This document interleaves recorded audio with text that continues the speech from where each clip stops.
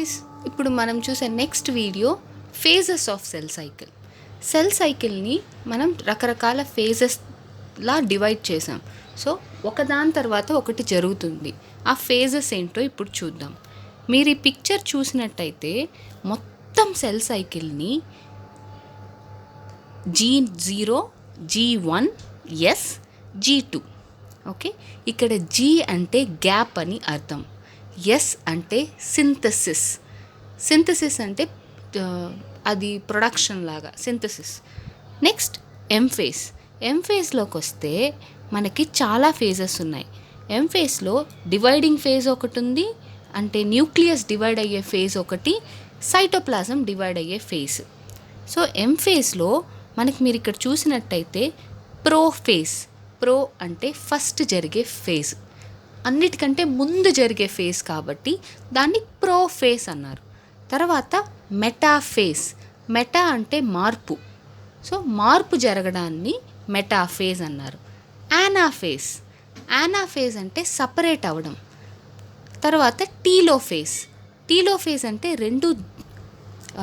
రెండు nucleus form అవడాన్ని telophase అన్నారు. తర్వాత సైటోకైనసిస్.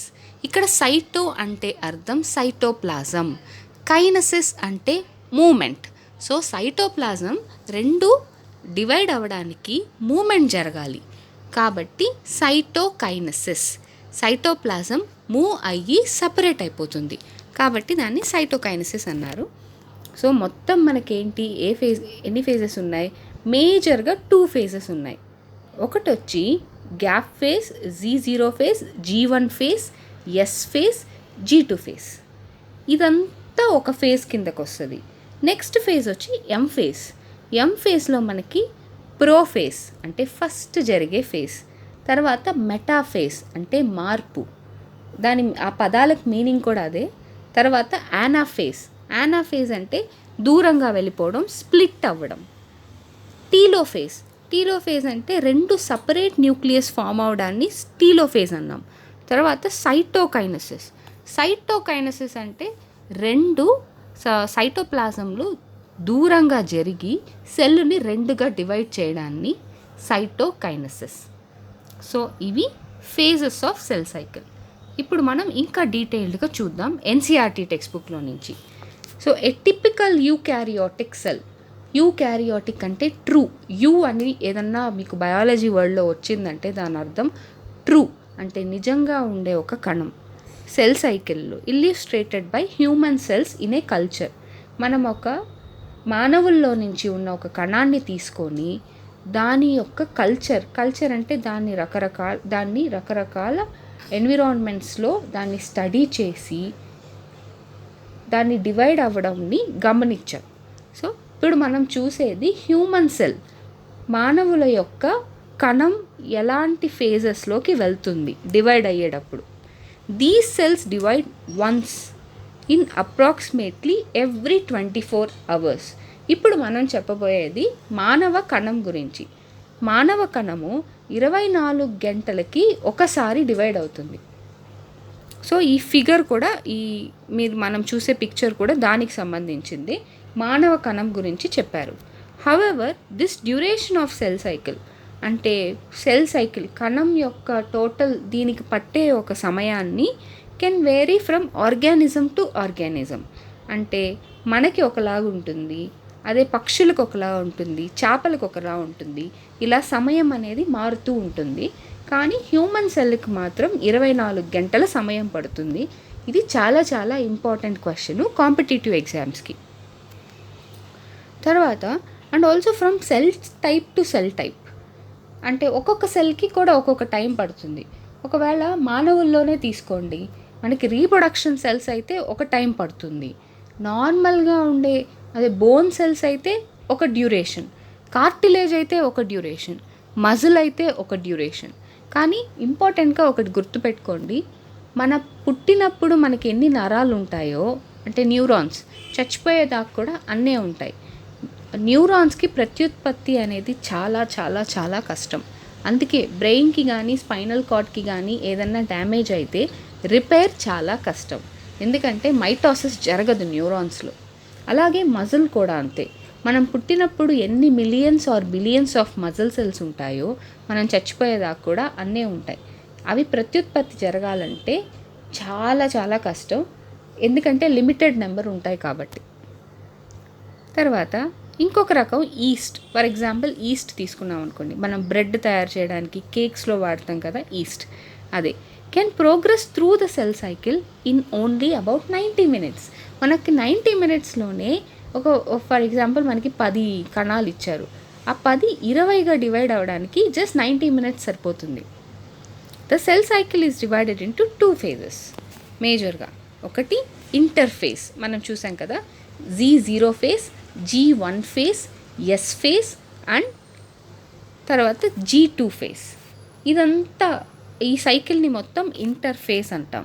ఇప్పుడు మీరు ఇక్కడి నుంచి చూసినట్టయితే మీకు యారో ఇక్కడి నుంచి స్టార్ట్ అయ్యి ఇక్కడికి ఎండ్ అవుతుంది. ఫస్ట్ యారో ఈ సర్కిల్ని చుట్టూ మీకు పైన ఒక యారో కనిపిస్తుంది కదా, G0, G1, S, G2, వీటన్నిటినీ కలిపి మనం ఇంటర్ఫేజ్ అన్నాం. తర్వాత ఎం ఫేజ్, ఇక్కడ ఎం అంటే మైటాసిస్. ఓకే, అదే మియోసిస్కి వెళ్తే మియోసిస్.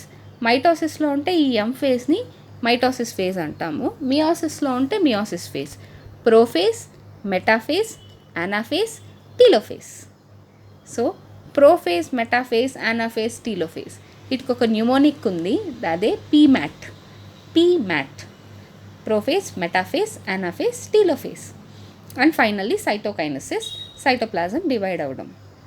ఫస్ట్ మనం చూసినట్టయితే సో ఎం ఫేజ్ అంటే మైటాసిస్, పీమ్యాట్ అనేది గుర్తుపెట్టుకోండి, PMAT, PMAT. The M phase represents the phase when the actual cell division or mitosis occur and the interphase represents. So M phase అనేది actual cell division అనేది, interphase ఏంటంటే preparation లాగా. For example మనం వంట చేసుకుంటున్నాం, ఫైనల్గా అన్నీ కలిపి వేసేసి వంట చేసేయడాన్ని ఎం ఫేజ్ అంటాం. ముందుగా ఉల్లిపాయలు తరుక్కోవడం, టమాటాలు ఇవన్నీ ప్రిపేర్ చేసి పెట్టుకుంటాం కదా, అది ఇంటర్ఫేజ్ అనుకోండి. సో అంత డిఫరెన్స్ ఉంది ఇంటర్ఫేస్కి ఎం ఫేజ్కి. So mitosis occurs and interphase represents the phase between 2 successive M phases.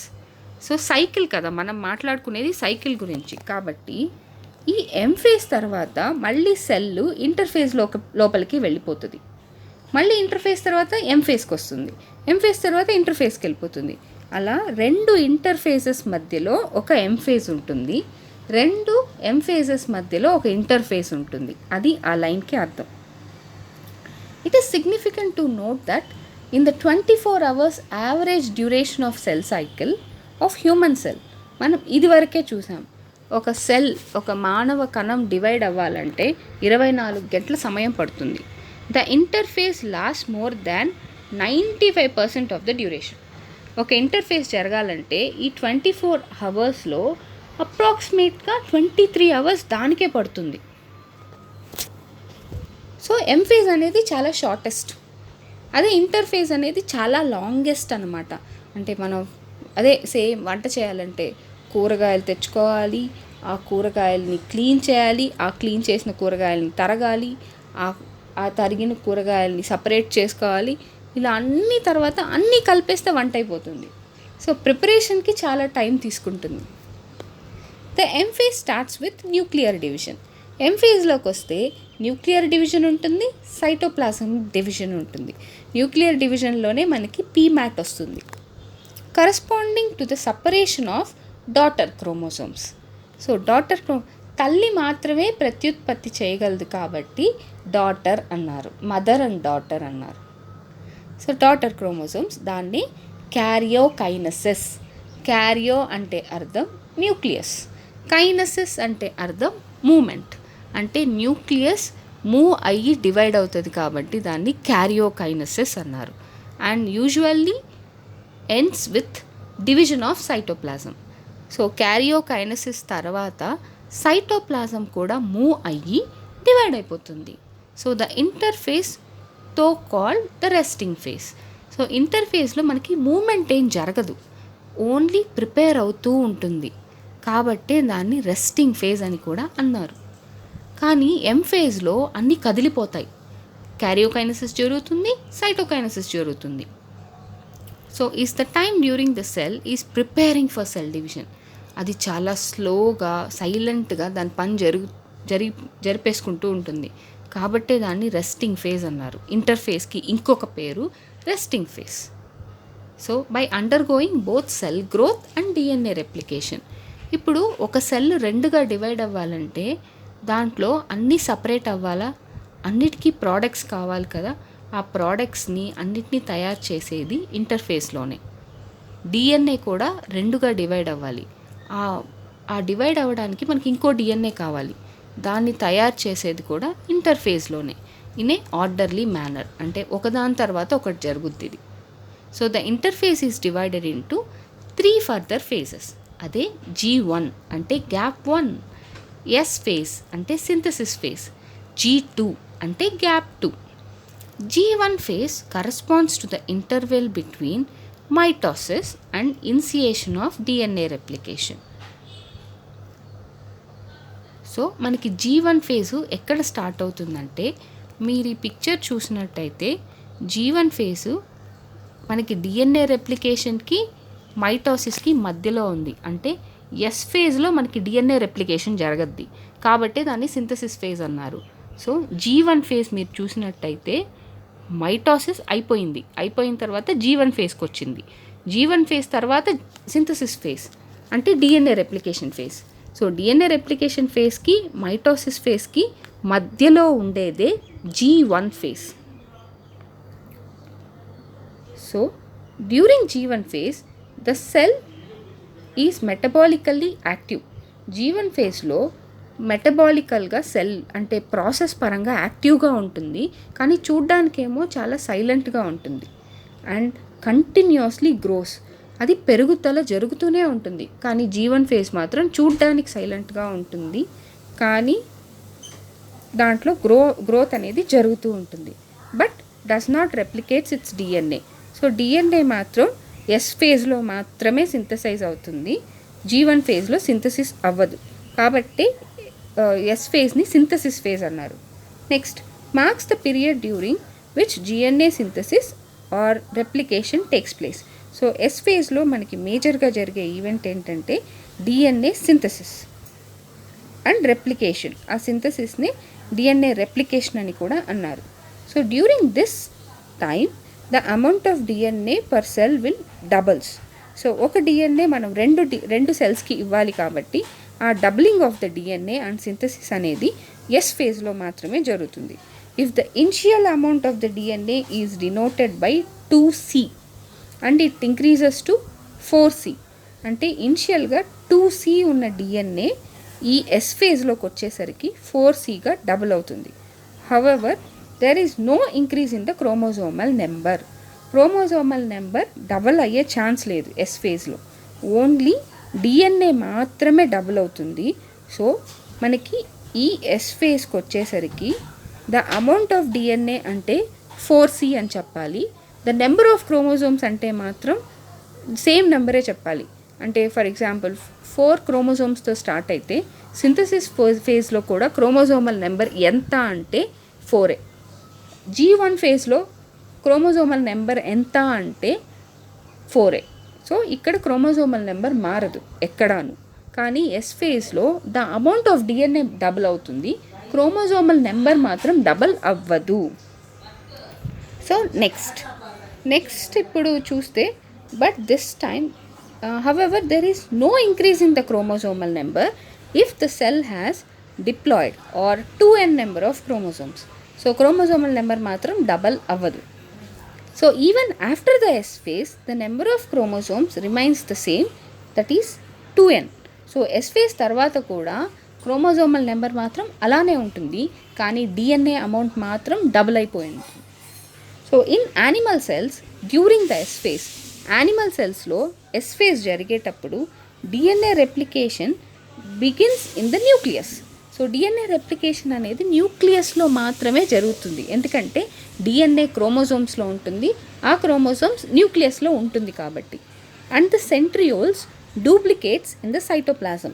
So centrioles అనేది ఈ క్రోమోజోమ్ని లాగడానికి పనికొచ్చే ఒక మెటీరియల్. కాబట్టి సెంట్రియోల్స్ అనేది కూడా డబుల్ అవుతుంది ఎస్ ఫేజ్లో. So during the G2 phase, proteins are synthesized in the preparation for mitosis while the cell growth continues.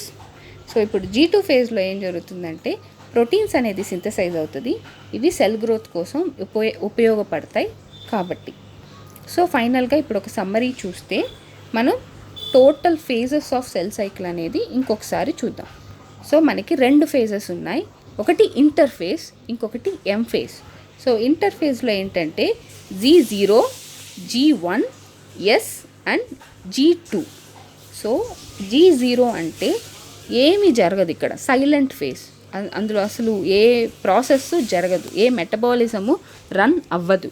So G1 అంటే జస్ట్ మెటబాలికల్లీ యాక్టివ్గా ఉంటుంది, కానీ చూడ్డానికేమో సైలెంట్గా ఉంటుంది. ఎస్ ఫేజ్ అంటే synthesis of the DNA and synthesis of centrioles. ఈ రెండు cell డివిజన్కి చాలా ఇంపార్టెంట్ కాబట్టి ఎస్ ఫేజ్లో DNA ప్లస్ ఇది సింథసిస్ అవుతుంది. G2లో ఏంటంటే ప్రోటీన్ సింథసిస్ అవుతాయి, ఇవి సెల్ గ్రోత్కి చాలా ఇంపార్టెంట్ కాబట్టి. సో ఇది సమ్మరీ ఫైనల్గా.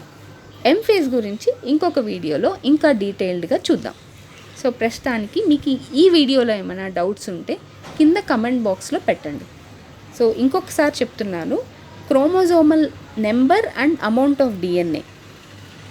G1లో ఏంటంటే 2Nగా ఉండేది 2Nగానే ఉంటుంది, కానీ క్రోమోజోమల్ నెంబర్ కూడా సేమ్గానే ఉంటుంది. క్రోమోజోమల్ నెంబరు మారదు, అమౌంట్ ఆఫ్ DNA కూడా మారదు. కానీ ఎస్ ఫేజ్లో క్రోమోజోమల్ నెంబర్ మారదు, కానీ అమౌంట్ ఆఫ్ DNA డబుల్ అయిపోతుంది. G2 ఫేజ్లో కూడా క్రోమోజోమల్ నెంబర్ మారదు, కానీ అమౌంట్ ఆఫ్ DNA డబుల్. ఇది మాత్రం గుర్తుపెట్టుకోండి, కాంపిటేటివ్ ఎగ్జామ్స్లో చాలా చాలా ఇంపార్టెంట్. సో ఇంకా కూడా మీకు ఏమన్నా డీటెయిల్డ్గా మీకు క్వశ్చన్స్కి సంబంధించిన డౌట్స్ ఉంటే కమెంట్ బాక్స్లో పెట్టండి.